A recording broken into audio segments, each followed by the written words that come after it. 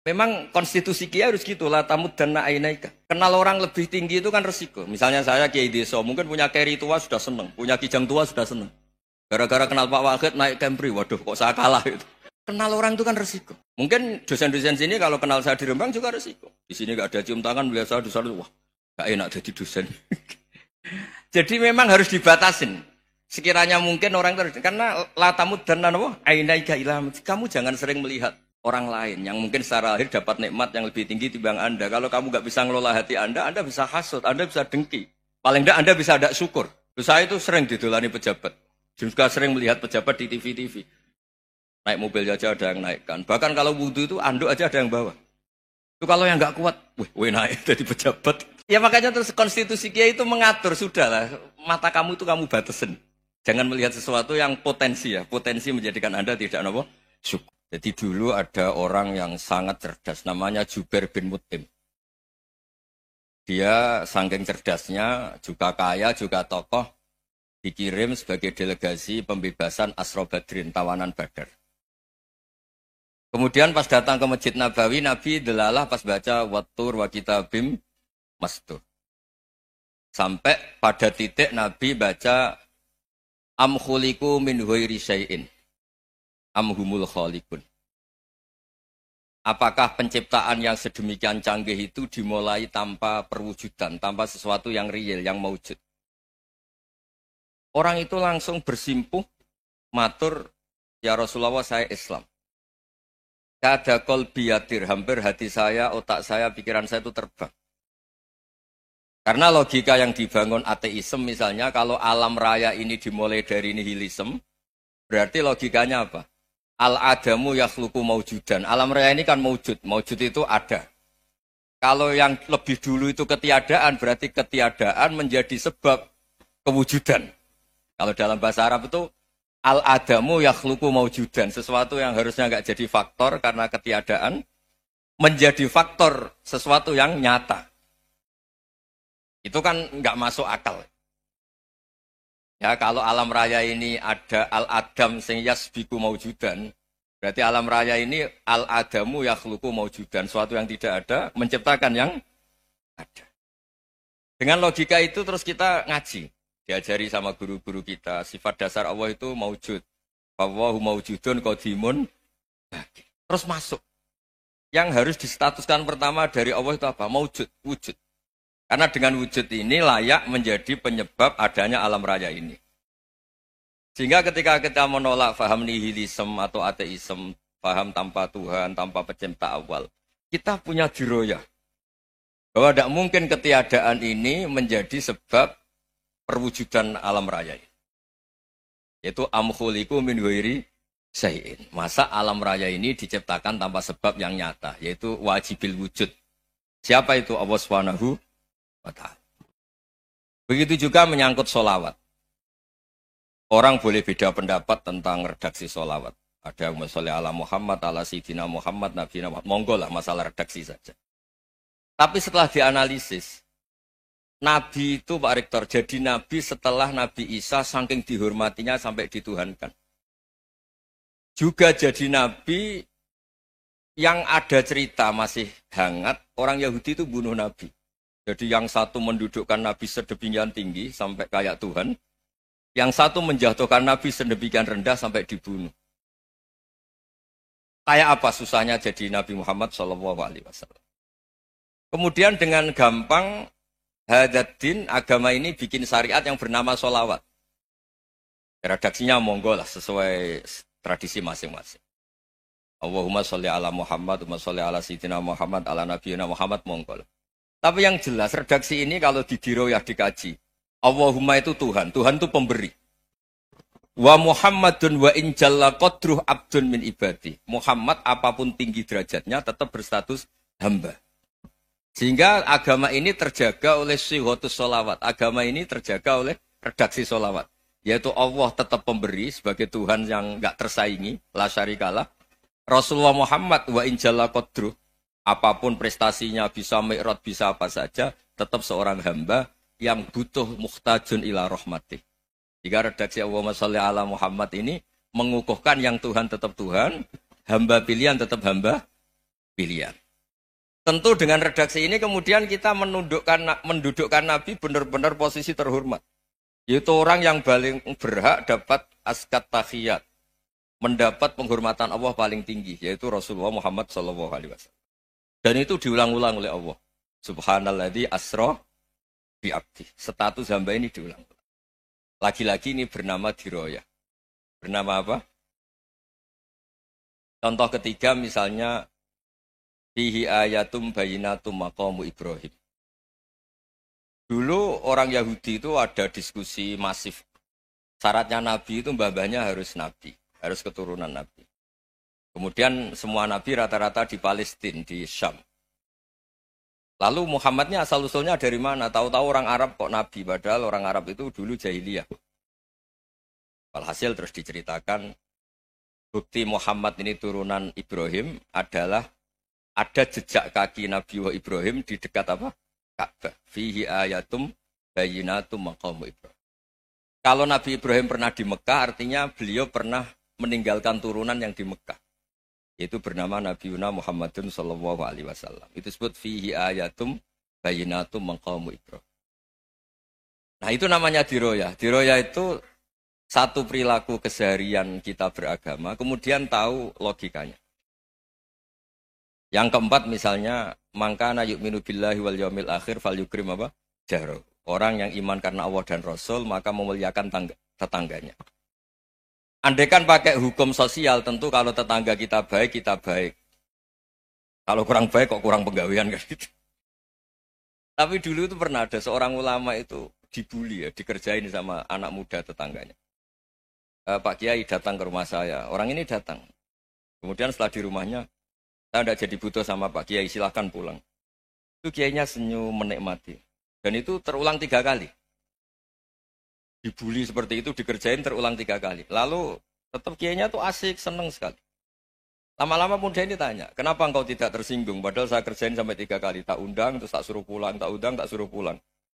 Kata Kiai tadi, yang memerintahkan baik sama tetangga itu Allah. Jadi saya nikmati ketika bisa baik sama Anda. Tidak ada urusannya dengan perilaku Anda yang menolak saya. Nah itu terus kita tahu, memang motifnya kita baik sama tetangga karena iman sama Allah dan Rasul, bukan hukum kompensasi sosial. Jadi kalau mau diteruskan Pak Rektor, saya ngajar di sini ya karena perintah Allah itu orang alim harus ngajar, bukan karena perintah Rektor. Kalau diteruskan. Ya saya mohon juga gitu, para dosen, para karyawan di sini, kalau nggak khianat dengan UI itu karena takut sama Allah, jangan takut sama rektor.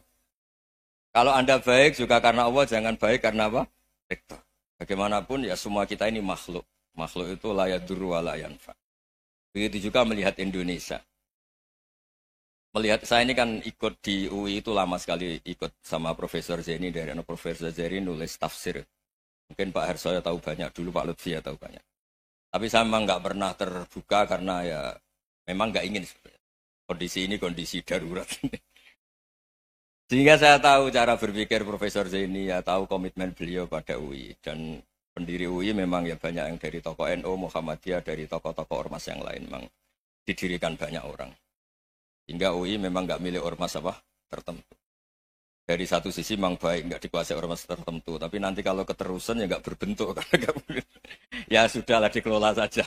Sambil-sambil jelas, sambil-sambil kadang nggak jelas. Yang penting ikhlas tadi. Karena kalau terlalu asobia itu jadi repot. Kita ini yang nekuni fikih itu tahu. Kalau tidak kuno itu madhabnya Hanafi. Kuno itu madhabnya Syafi'i. Tahu-tahu seakan-akan Imam Syafi'i itu NU, Imam Abu Hanifah itu Muhammadiyah. Padahal ini orang-orang yang sebelum NU dan apa? Ahmadiyah. Jadi kalau kita yang nekuni ilmu itu biasa saja dengan perbedaan. Tapi kalau orang-orang yang nggak siap dengan perbedaan itu sampai Allah disifati Ta'ala itu tidak terima. Padahal Ta'ala itu maknanya Maha Luhur, yang Maha Agung. Jadi ada seorang kiai kebetulan pidato pertama Pak Rektor. Assalamualaikum warahmatullahi ta'ala wabarakatuh. Di mubalik kedua ini nggak terima karena itu dianggap bid'ah ada Ta'ala. Hanya dia bilang Assalamualaikum warahmatullahi ta'ala wabarakatuh. Itu saking asobiahnya itu Allah ditambahi Ta'ala itu tidak terima. Padahal Ta'ala itu maknanya Maha Agung. Nah itu kan jadi repot kalau asobiah gitu. Kalau kita ngadepi perbedaan itu biasa saja. Karena kita mungkin bacanya banyak, lihat hal-hal seperti itu ya biasa. Karena dulu itu perbedaan itu urusan sudut pandang. Ya saya ulang lagi, perbedaan itu sudut. Allah yang Tuhan saja sering didebat sama nabi-nabinya. Karena urusan sudut pandang apa? Saya beri contoh ya. Suatu saat Khalilur Rahman Ibrahim itu saatnya meninggal sama Allah, Israel disuruh. Israel itu Ibrahim saatnya meninggal, ambil nyawanya. Setelah datang ke Ibrahim, ya Khalilur Rahman Ibrahim, saya disuruh nyabut nyawa Anda. Itu Israel dipaksa mikir sama Ibrahim. Hal ra'aita khalilan yumitu khalilah. Kamu tahu orang yang mencintai kemudian bunuh yang dicintai. Itu logika agak benar. Akhirnya Israel kan gak biasa debat. Kan gak dilatih debat. Gak pernah ikut lomba UI debat ilmiah. Dia taunya nyambut nyawa aja. Kembali ke Allah. Ya Allah, kata Ibrahim, hal ra'aita khalilan yumitu khalilah. Masa kekasih bunuh yang dicintai ya. Tapi kata Allah santai. Bilang ke Ibrahim, hal ra'aita habiban yakrahu ayyalqa habibah. Masa katanya dia cinta saya, kemudian ketemu saya tidak berani. Israel mater lagi. Logikanya gini, Ibrahim, masa yang dicintai sama yang ketemu yang dicintai nggak berani. Ya udah ketemu aja. Katanya yang meninggal itu. Artinya, kamu bisa saja GR tidak mati-mati karena merasa dicintai. Atau ingin mati karena mencintai. Nah maksud saya, dalam hal-hal seperti ini orang UI pasti gak jelas. Katanya cinta Allah suruh mati ya gak mau. Gak jelas kan? Dibilang gak cinta juga gak mau. Tapi dibilang cinta kalau ukurannya mati juga gak mau. Nah, tapi dalam banyak hal gak jelas itu penting Pak Rektor. Penting sekali. Buatan Buyan, saya beri contoh sekian ilmiah, gak jelas itu penting. Rasulullah SAW itu dalam banyak hal itu disuruh Allah, memang disuruh supaya ngambil sikap seperti itu. Karena Allah itu punya otoritas penuh untuk bikin orang itu baik atau tidak baik. Wahsy itu yang membunuh Sayyid Hamzah, orang paling dicintai Nabi di antara yang dicintai Nabi. Qatalahu Wahsyun, dibunuh oleh Wahsy. Nabi secara basarnya itu nggak suka sama Wahsy. Sampai cara lahir ya ingin corong Jawa ingin masuk nol. Tapi apa kata Allah? Laisa laka minal amri syai'un aw yatuba alaihim aw yu'adziba. Itu tidak wilayah kamu Muhammad. Malah Wahsy dikasih tobat sama Allah. Khalid bin Walid. Itu perang Uhud kalah itu karena ide brilian Khalid bin Walid. Pas itu masih panglima kafir. Yaitu pura-pura kalah, ghanimah dilepas, sahabat turun, pasukannya naik, walhasil orang Islam kalah. Khalid bin Walid akhirnya juga masuk Islam. Orang yang secara basariah Nabi itu enggak siap. Kebalikannya juga ada. Sa'labah itu orang sampai gelar hamamatul masjid. Ini pas ngaji mesti ingat. Salah. Dia di masjid terus. Setiap habis salam tuh lari. Karena istrinya nyuwun sewu masih berpakaian yang tidak pantas. Kenapa engkau terburu-buru pulang? Pakaian yang dipakai istri saya sekarang saya pakai. Ya pakaian sarung itu kayak Pak Rektor kan fleksibel. Ini khusus mau Ramadan. Tidak akan sarungan terus. Gak usah khawatir. Jadi ini tadi sudah perjanjian. Saya yang kiai celananan, beliau yang rektor pakai sarung. Jadi, iya. Supaya itu barter madhab. Tapi hanya sekali ini aja, bukan. Jadi jangan diharapkan ini jadi tontonan terus-menerus. Dan ini barter madhab. Saya sama Profesor Kores juga sering gitu. Saya pakai sarung yang dihadiahi beliau pakai sarung yang dihadiahi saya. Memang itu tradisi Islam. Tahadau tahabu, kamu saling memberi hadiah maka kamu saling mencintai, bukan riswah, bukan riswah. Walhasil terus Sa'labah ini mbok saya didoakan Nabi supaya saya kaya, supaya tidak sering ganti pakaian seperti ini sama istri saya. Jangan-jangan kamu miskin itu lebih baik. Ngotot minta didoakan. Didoain Nabi kaya terus lama-lama ninggal sholat, ninggal jamaah. Itu Allah belum tersinggung. Yang mulai Allah tersinggung itu kan saya sering fatwa di mana-mana, sering memberi saran. Mumpung kamu miskin itu sering sedekah. Karena kalau sudah kaya itu tidak bisa. Saya memberi analogi gini. Kalau saya masih santri miskin, punya uang 100.000, diminta guru saya 50 tak kasihkan. Padahal itu 50%. Punya 2 kambing kurus, diminta guru saya 1 pasti tak kasihkan. Padahal itu 50%. Jadi kalau punya sapi Brahman atau sapi limusin yang harganya itu 100 juta, punya 2, diminta 1 boleh enggak? Tidak boleh. Saya punya motor butut 2, diminta teman saya 1 boleh. Tapi kalau Davidson Harley itu nggak boleh itu. Nah, walhasil itu kalau kita miskin, misalnya kita zaman kuliah atau zaman mondok atau zaman apa saja, punya uang 100.000, narik temannya sampai 50.000 kan biasa. Tapi setelah 1 miliar, berani nggak kamu kasihkan 500 juta? Sama-sama 50%. Enggak kan? Nah salabah gitu, ketika zakat masih per 40 kambing, 1 kambing, itu sebenarnya kan masih ringan. 41, 82. Kambingnya itu sudah mabenal jabalen. Barang dihitung zakat karena sudah ribuan, jumlahnya sampai 400 kambing. Banyak lah pokoknya. Terus kata salabah, ini pemerasan. Karena jumlahnya besar. Allah tersinggung karena nabinya dianggap narik zakat itu dianggap khorat, dianggap pemeras. Allah tersinggung kemudian fa'aqobahum nifakon fi qulubihim ila yaumil. Dia ditegur munafik. Semenjak itu terus tadi kembali gak jelas tadi. Barkohnya gak jelas itu menjadi orang tuh bijak. Ini sekarang nakal, jangan-jangan nanti jadi orang baik. Yang sekarang baik, jangan-jangan suatu saat jadi tidak baik. Semua orang introspeksi. Gak ada jaminan kalau kita sekarang baik akan baik terus. Gak ada jaminan kalau kita sekarang buruk akan buruk terus. Sehingga terus banyak kiai-kiai bijak itu memang lahirnya gak tegas. Tapi gak tegas itu yang menjadikan bijak. Karena sama-sama mungkin. Itu yang disebut laisa laka minal amri syai'un aw yatuba alihi mau yu'adzibum. Itu tidak wilayah kamu. Ketika Allah mengomentari orang munafik juga wa yu'adzibal munafiqina insya'a aw yatub. Bisa saja ada yang disiksa, bisa saja ada yang dikasih tobat. Karena pola yang kita analisis itu semuanya menurut kita. Bukan menurut kemaslahatan orang apa? Banyak. Saya punya sekian contoh cerita. Orang yang sowan kiai baik-baik, mungkin bawa gula atau salam tempel, tidak tahu lah. Itu tidak mesti jadi wali. Tapi Kalijogo yang kenal Sunan Bonang, itu kenalnya itu karena ingin begal. malah jadi wali. Tapi tidak usah dicoba. Umar itu nyari Nabi itu mau dibunuh. Tapi malah tobat jadi orang baik. Jadi ini penting ngaji ya, supaya tidak tegas itu, tidak jelas itu kadang baik. Nah termasuk, saya juga termasuk dia yang milih tidak jelas. Saya sering gojlok ini, Fajar Hadili ini murid-murid saya sering saya gojlok.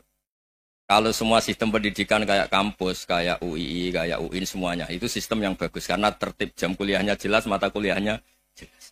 Kalau di pesantren itu Pak Arso, itu nggak tertib. Tapi justru itu enak, ketemu di jalan orang berani tanya. Nah, ini kalau mbak-mbak misalnya menstruasi, mau belajar haid nunggu semester berapa baru tahu. Itu bisa sekian tahun nggak sholat karena nunggu pelajarannya baru diterangkan. Mau haji juga gitu, nunggu mata pelajaran haji. Kalau nggak jamnya, nggak mau dosennya ngajarin. Ya, kalau kiai kan enggak, ketemu di jalan, tanya, dijawab. Jam berapa juga dijawab. Artinya Indonesia itu berkah, ada sistem kampus yang tertib. Ya semoga termasuk tertib gajinya. Tapi tertib gajinya itu juga sebenarnya rugi, saya sering. Ada pegawai negeri Gus, tolong doain saja di PNS, enak jadi. Gajinya tetap. Kata saya nggak mau kalau gaji saya tetap. Kok bisa Gus, enak tiap bulan mesti dapat gaji. Kalau tetap nggak naik-naik kata saya. Kalau kiai gajinya nggak tetap, tapi di atas yang tetap kata saya. Artinya Indonesia itu berkah. Kalau semuanya pakai sistem pendidikan setertib ini, orang mau tanya haid ya nunggu pelajaran haid. Bab haji ya nunggu pelajaran haji. Tapi kalau ketemu kiai itu enggak. Ya semuanya, saya pernah di pasar, Gus, mau tanya apa? Anak saya sih keluar darah terus gini-gini. Padahal biasanya haid hanya 7 hari gini-gini. Ya sudah kembalikan ke biasanya rudat kilal adat. Itu enggak usah sowan ke rumah. Juga enggak registrasi dulu, enggak daftar dulu. Ya ini enggak nyindir cerita saja. Supaya ini bukti koalisi beneran. Jadi saya yang kiai enggak tertib jam, koalisi sama yang tertib jam. Jadi kalau semuanya sistem kampus, nanti pertanyaan itu enggak bisa on time, enggak bisa setiap saat. Makanya Indonesia itu berkah. Kiai-kiai yang alim yang di jalan-jalan banyak. Juga kiai yang di kampus dokter-dokter fikih banyak. Yang nekuni ilmu umum ya banyak. Macam-macam. Itu masalah itu kalau saling mengadili itu baru masalah. Misalnya kiai ngeluh, enggak enak jadi kiai, enggak punya gaji tetap. Yang dosen ngeluh, enggak dicium tangannya. Karena memang unik Indonesia itu. Kalau guru fikih kok dosen itu tetap nggak Nggak dicium tangannya. Karena pikirannya anak-anak itu wong sudah bayar disuruh nyium. Itu kayak di alam sadar tuh gitu. Kalau kiai itu kan anak-anak gak bayar itu. Ya opanya cium tangan itu. Makanya kalau kiai-kiai tidak keramat bisa mati karena cium tangannya doang bisa mati itu kiainya. Ya ini cerita supaya saling menghormati saling. Jadi kalau makanya itu pakar-pakar akhlak ya, pakar-pakar etika peradaban. Itu tertampar betul ketika Nabi urusan ilmu itu mengabaikan itu kalau sudah urusan ilmu. Misalnya begini, ada urusan ilmu. Ada mbak-mbak cantik atau ibu-ibu cantik. Itu dalam Islam itu diajarkan jangan sopan-sopan banget. Kata Nabi, karena kekuatan ilmu itu di atas kekuatan akhlak, di atas kekuatan adab. Ya nisa an-nabi lastunna ka ahadim minan nisa. Ini taqaitunna fala takhdu'na bil qaul. Faya tama'alladzi fi qalbihi maradun. Misalnya ada mbak-mbak cantik, menarik. Kemudian sopan misalnya sama Pak Fajarin sama dosen-dosen. Monggo binara. Wah itu bahaya pikirannya kemana-mana itu. Orang yang imannya pas-pasan, berarti mau. Maksud saya kalau cantik, menarik ketemu di jalan, biarin aja dosennya. Mau kemana biarin aja. Gak usah dihormatin. Kalau dihormatin, Pak mau kemana sadere no bisa bahaya. Nah, biarin aja. Kalau tanya, Dek ini alamatnya mana? Cari sendiri Pak. Karena hanya dengan cara itu, si Pak dosen ini gak kepikiran. Gak ada orang suka, orang kedus itu gak akan. Tinggal sudah cantik, sopan. Wah bisa pikirannya macam-macam. Itu ilmu. Fala takhdu'na bil qaul. Kamu jangan terlalu lirih kalau ngomong. Fayat ma'alladzi fi qalbi maradun. Orang yang pikirannya masih kotor pasti berpikir yang negatif. Anda mungkin demi sopan sama dosen Anda. Tapi sejauh mana dosen Anda juga berpikir positif. Itu kan uji iman sama uji nyali. Nah, sama pejabat yang sopan sama kiai mungkin punya Alphard, punya Robicon, punya terus bawa uang banyak. Terus sama kiai cium tangan hormat. Jangan-jangan kiainya yang pikirannya macam-macam. Ini berarti bisa jadi muhibbin potensial misalnya. Nah, saya ini termasuk kiai yang pengagum ilmu. Sehingga saya sama orang yang medit, yang kikir sama saya itu saya senangnya bukan main. Kenapa? Karena kalau orang medit itu gak berhak nuntut. Tapi kalau orang lomo 1 juta minta surga, 2 juta ya minta apa? Surga. Gus, salam template. 200.000 aja kadang minta surga. Tapi kalau yang kikir-kikir ya sudah salaman tok sudah. Gak minta apa-apa. Kan dia tahu diri, gak bayar kok minta. Maksud saya, Islam itu luas. Dinikmati saja, Pak. Dinikmati saja. Nah itu diroya, maksudnya itu diroya. Diroya itu, kamu tahu aturan Islam itu kamu harus yakin khairihi wa syarrihi minallah. Semua itu ujian. Tapi kemudian dikaji. Makanya saya ini termasuk pengagum Imam Syafi'i. Imam Syafi'i itu dikasih tahu. Ada orang yang di depan engkau cium tangan hormat tuh di luar ngomong-ngomong. Ngata-ngatain Anda. Imam Syafi'i tertawa-tawa sowan bang. Loh, ada ini dikata-katain di luar kok. Kok tidak kamu anggap munafik malah tertawa. Berarti saya wibawa. Di depan saya nggak berani. Dianggap enteng saja. Dibilangin. Sebagian orang kampung sini nggak suka sama engkau. Baguslah, tidak akan pinjam uang sama saya. Di mana-mana orang pinjam minta tolong itu karena seneng. Kalau benci kan enggak. Intinya dianggap enteng saja. Yang terjadi di dunia itu semuanya dianggap enteng saja. Man asa ilaika fakot atlakoka. Yang berburuk sama kamu itu membebaskan kamu. Coba kalau akrab, titip.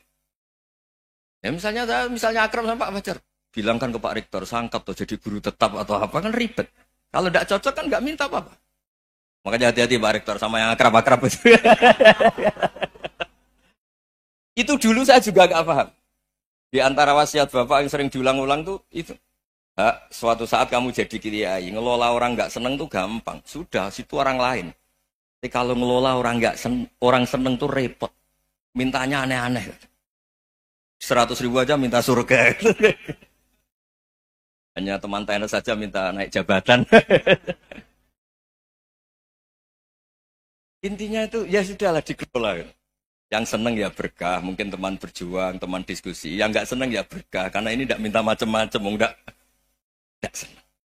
Nah itu namanya diroya. Diroya itu satu kajian keilmuan yang menjadikan kita ini nyaman dengan riwayat-riwayat panduan-panduan dari Rasulullah Shallallahu Alaihi Wasallam kayak tadi. Kenapa sih tentang baik sama tetangga, baik sama tamu? Hitung-hitungannya itu mangkana yu'minu billahi wal yaumil. Saya pernah dicium sama orang miskin yang akut, miskin betul. Itu tak ajarin, Anda ini lebih hebat ketimbang orang-orang kaya. Misalnya gini, misalnya ada komunitas rektor atau kiai besar. Saya ini kata orang banyak termasuk kiai besar. Mungkin kalau pinjam uang itu karena mau beli mobil, aksesoris mobil, karena kita kiai top, atau rektor, atau orang-orang top. Kalau sesama orang miskin itu pinjem-pinjemannya itu urusan beras, itu urusan nyawa. Keren mana? Nyelamatkan nyawa sama aksesoris mobil. Nyawa. Jadi pahala kamu pasti lebih besar itu. Itu senengnya jadi orang miskin terus keterusan sampai sekarang. Itu. Lo coba kalau menteri sama menteri, rektor sama rektor, kira-kira pinjemannya apa Pak Arso? Kan kalau mau beli mobil atau mau umroh VIP, pokoknya yang keren-keren. Kalau orang miskin pinjam karena apa? Makan kan? Beras kan? Makanya kalau yang sedang miskin monggo lah kalau ingin teruskan. Maksud saya Islam itu seenak itu. Islam itu segampang itu. Sudahlah yang sedang miskin ya keren. Karena sekali sosial itu urusannya apa? Nyawa. Tapi kalau miskin semua ya Indonesia bisa tutup kan. Ya sudah yang kaya-kaya itu saya mengatakan Indonesia karena bayar pajak yang menjadikan Indonesia berjalan. Tapi ya dipakai yang benar. Nah, begitu seterusnya. Ada kiai miskin cerita ke kita. Gus, enak jenengan alim, terus punya santri banyak, bisa ngajar di mana-mana. Saya bilang, hebat kamu. Dia hidup di daerah tertinggal. Itu yang diajarkan kan hanya tauhid. Kan nggak mungkin desa tertinggal baca fikih perbandingan madhab. Kan nggak mungkin. Kalau yang kayak Pak Fajar, Pak Sadali kan nggak mungkin. Fikih perbandingan apa? Madhab.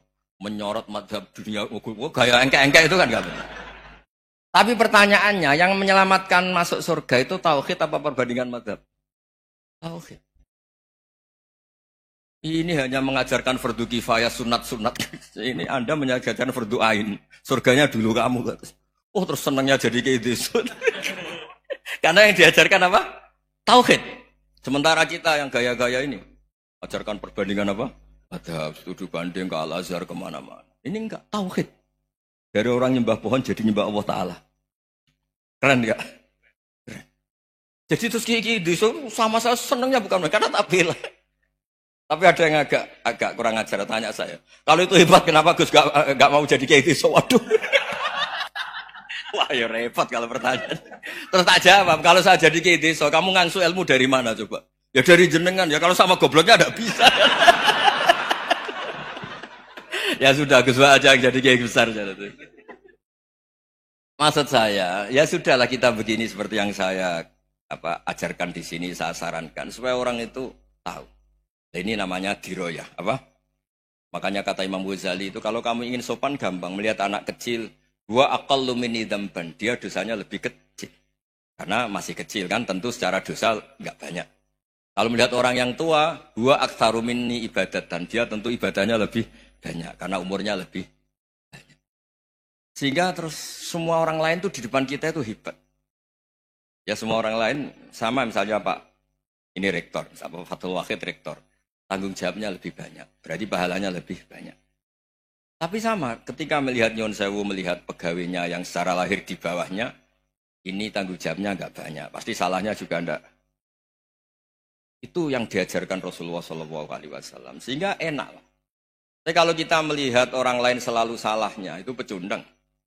Allah saja tidak seperti itu kan. Amal baik ya ada khairan, amal buruk ya ada saron. Semuanya dilihat oleh Allah Subhanahu wa Ta'ala. Saya itu punya teman Gus, agak beling, agak seenaknya. Dulu miskin. Wah itu seenaknya betul. Kayak kenal Tuhan sudah. Tak tanya. Kenapa kamu seenaknya? 1 bulan tuh labanya bisa 200 juta sampai 500. Sampai 1 miliar. Saya itu, Gus. Setelah duha itu perkembangannya bagus. Setelah duha itu.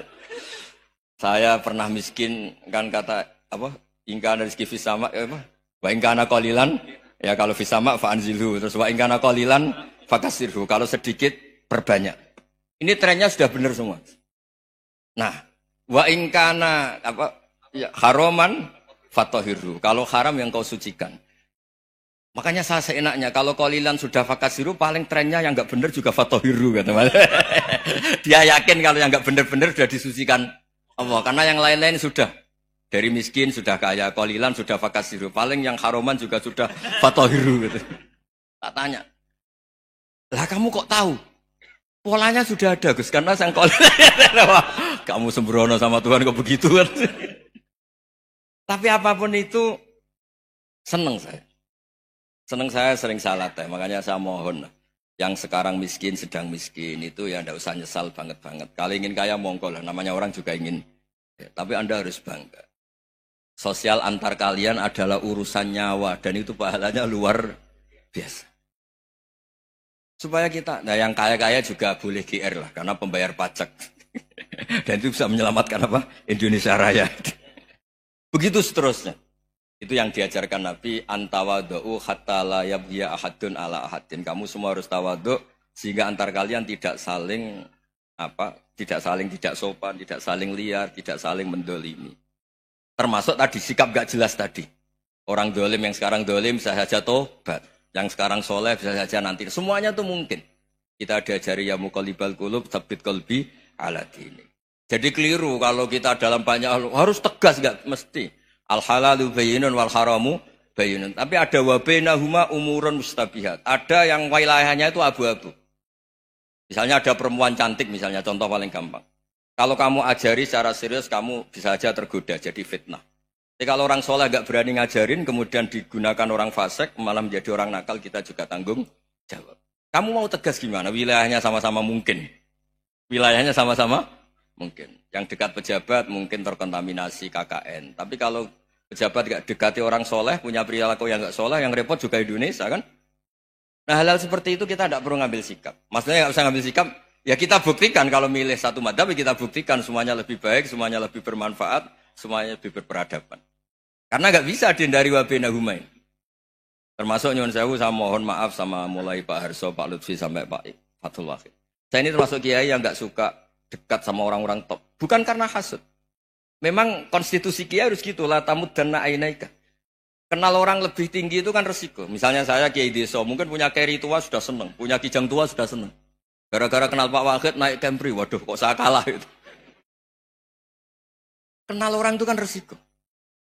Mungkin dosen-dosen sini kalau kenal saya di Rembang juga resiko. Di sini gak ada cium tangan, biasa di sana, wah gak enak jadi dosen. Jadi memang harus dibatasin. Sekiranya mungkin orang terus, karena latamud dan nanawa ainaika ilham. Kamu jangan sering melihat orang lain yang mungkin secara lahir dapat nikmat yang lebih tinggi timbang Anda. Kalau kamu nggak bisa ngelola hati Anda bisa hasut, Anda bisa dengki. Paling tidak Anda bisa ada syukur. Saya itu sering didolani pejabat. Juga sering melihat pejabat di TV-TV. Naik mobil aja ada yang naikkan. Bahkan kalau wudhu itu anduk aja ada yang bawa. Itu kalau yang nggak kuat, weh naik jadi pejabat. Ya makanya terus konstitusi kiai itu mengatur, sudahlah, mata kamu itu kamu batasin. Jangan melihat sesuatu yang potensi ya, potensi menjadikan Anda tidak apa syukur. Jadi saya mohon, ini memang konstitusi saya sebagai kiai, jadi saya, tapi di hati saya tetap akrab. Saya doakan semua untuk UI, untuk semua orang Indonesia kita doakan. Kita ingin semuanya tambah baik, tambah baik. Oke, ngoten mawon. Assalamualaikum warahmatullahi wabarakatuh.